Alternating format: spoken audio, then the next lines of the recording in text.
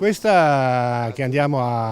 in partenza è la seconda edizione del trofeo Colline Moreni, che è una gara nata l'anno scorso per passione degli associati dell'associazione Virgilio e quest'anno abbiamo pensato di ampliare un po' la cosa. È capitata una cosa che ci ha fatto enorme piacere, si contava di avere un numero limitato oppure ristretto di partecipanti, ci siamo trovati con una settantina di partecipanti che ci ha fatto molto ma molto piacere. La gara è una gara di regolarità, non è un solito raduno di macchine che, con tutto il rispetto, questa è tutta un'altra cosa. La regolarità, le macchine devono essere attrezzate per fare questo tipo di gara, chi è del settore sa di cosa sto parlando, e faranno un giro che io reputo all'altezza della situazione, in quanto va a toccare tutti i paesi dell'Alto Mantovano, sconfinando nel bresciano e anche nel veronese, e io ho identificato la cosa come tragitto dei paesi che hanno toccato la seconda e terza guerra di indipendenza. Faccio un esempio: San Martino della Battaglia, Solferino, piuttosto che Custoza, Valleggio sul Mincio, Cavriana, Volta Mantovana.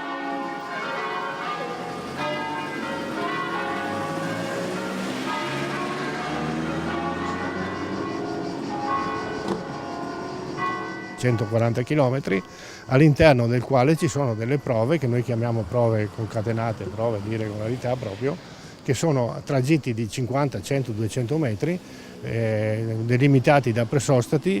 i quali i concorrenti devono farli in un determinato tempo. Chi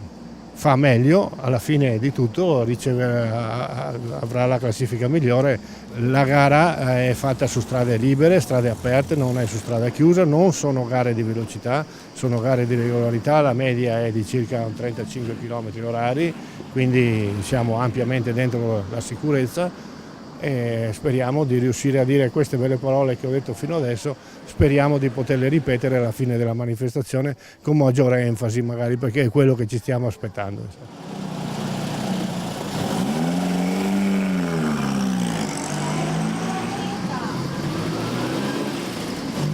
Il Comune ci ha dato tutta questa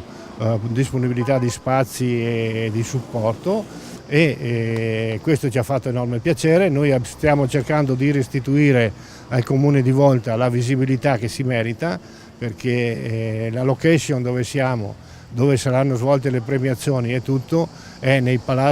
giardini del Palazzo Gonzaga, e quindi la storia c'è anche qua e vale la pena comunque di dare un'occhiata, di venire a dare un'occhiata al posto dove siamo.